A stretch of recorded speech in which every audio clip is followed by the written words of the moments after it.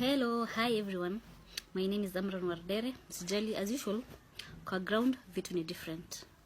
I've decided to record this video to pass maybe something, a word or two to my sisters, my Somali sisters to be precise. My dear sisters, I just want to ask you something. Kwanza, most of us who are from NEP, na uko netwaje, upper eastern region. Were you born in a mansionette? No. Did your father ever have a Range Rover, a BMW? Did your father ever have these big cars you expect your future husbands to have? Were you born in maybe those, I don't know, 300,000 shilling bed that you expect your husband to buy, your future husband to buy you? No. You were probably born in a hut or under a tree. You used to sleep maybe ikizidi sana inaitwaje hiyo ngozi ya ngamia, or kitanda ya mbao, where we used to share more than 3 or 4 or 5 siblings kwa kitanda 4x6. Yet our mothers survived that because they had hope in their husbands, because they knew their husbands had visions, because they knew life will never be that way forever, because they knew things will someday change. They were never after material things. They were never about luxury. No. All they wanted was to have a family with the man they chose to be with.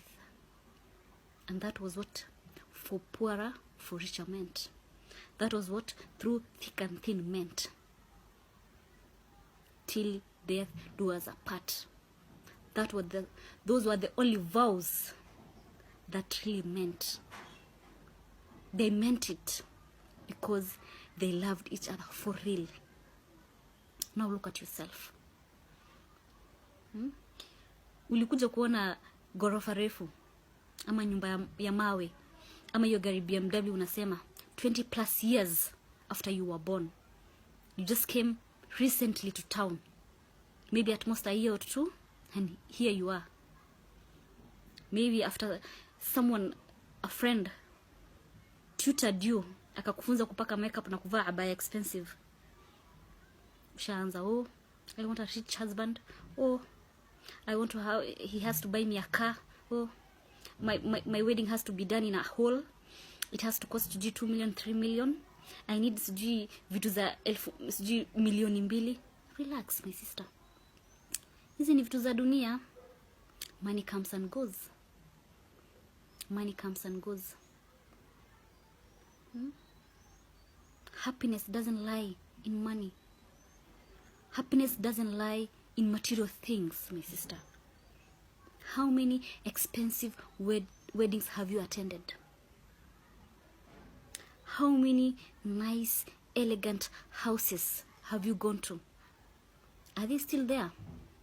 Probably 80% of them are not there anymore. And if they are there, they're living a life full of, unhappiness. Yeah? Look at your friends who are married to rich guys. There is no peace in that house. They're not happy anymore. They just wish they could just quit and be free again. But because they don't want the society to judge them, some of them just want to stick around. Those men who are rich, they leave their houses at maybe 4 a.m. Come back at 12 a.m. tired. They don't want even to look at you.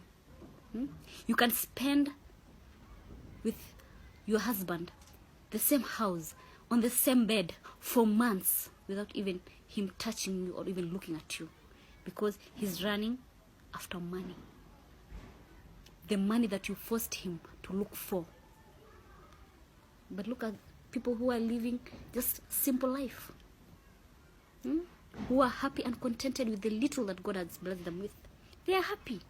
having families, having children, enjoying life. So my sister, please lower your demands. Lower your demands, my sisters. Lower your demands. Don't glorify zina. Don't force our young brothers, our young men to engage in zina. Don't force them, because they can no longer afford you. They can no longer afford having halal marriages, because you guys are too expensive. And now that you are too expensive and rich men are very few, you end up sleeping with every Tom, Harry and Dick. And what does that make you? A cheap slut who is selling herself. And at the end of the day, what will you get? A ticket to hell. Do you hear that? You'll just get a ticket to hell, because you're doing things that are forbidden. You're making our young brothers sin. You're making the life of our young men unbearable. You're forcing them to do things that they didn't want to do. Please stop it. Please stop it, my dear sister. Stop it. Sit down. Reason with yourself. Start life from the scratch. And pray to God. Things will work out. No condition is permanent. As much as you just try to look for a man who is hardworking, who has visions, and support that guy. Support him. Be his pillar. And one day, one time, you'll be somewhere. Trust me. You won't regret. So lower your demands. Thank you.